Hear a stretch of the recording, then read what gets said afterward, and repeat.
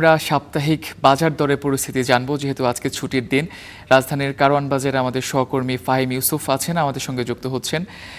ফাহিম, আজকে শুক্রবার এবং কারওয়ান বাজারে আমরা জানি যে শুক্রবার একটু মানুষজনের আনাগোনা বেশি হয়। তো আজকে কোন পণ্যের দাম বেড়েছে কিনা বা ক্রেতারা বা বিক্রেতারা কি বলছেন, বাজার পরিস্থিতি কেমন দেখছেন? দেখতে দেখতে কিন্তু রোজা প্রায় শেষ হয়ে যাচ্ছে, আর সপ্তাহখানেকের মতো বাকি আছে।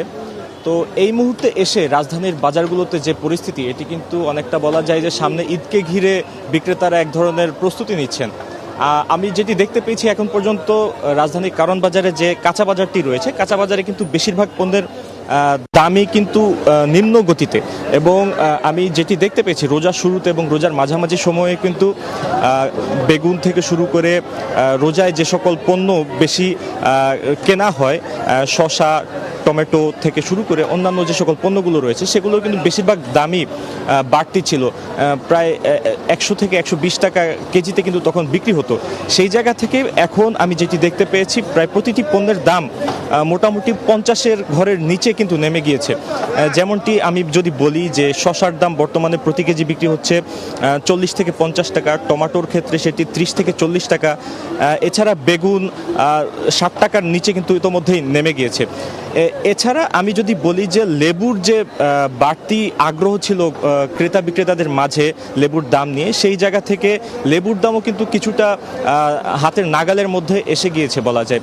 এখন প্রতি হালি লেবু বিক্রি হচ্ছে 30 থেকে 40 টাকা, এমনকি 60 টাকা পর্যন্ত সাইজ অনুযায়ী যে লেবুগুলো রয়েছে সেগুলো বিক্রি হচ্ছে। তবে আশঙ্কার কথা সেটি যদি বলি যে সামনে ঈদ যত ঘনিয়ে আসছে, তত কিন্তু দাম বাড়ছে মুরগির বাজারে।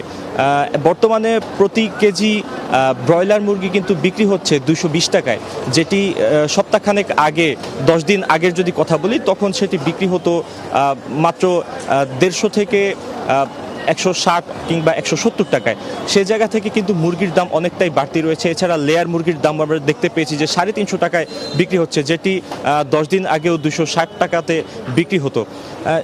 সেই জায়গা থেকে আমি যদি বলি যে বর্তমানে মুরগির বাজার, এছাড়া মাংসের বাজার যেগুলো রয়েছে, সেই জায়গাতে কিন্তু অনেকটা ঊর্ধ্বগতি রয়েছে। তবে নিম্নগতিতে চলছে রাজধানীর যে সবজির বাজারগুলো রয়েছে সেগুলো। এই ছিল আমার কাছে কারওয়ান বাজার যে সবজির মার্কেট, এখান থেকে সবশেষ খবরাখবর। ধন্যবাদ ফাহিম।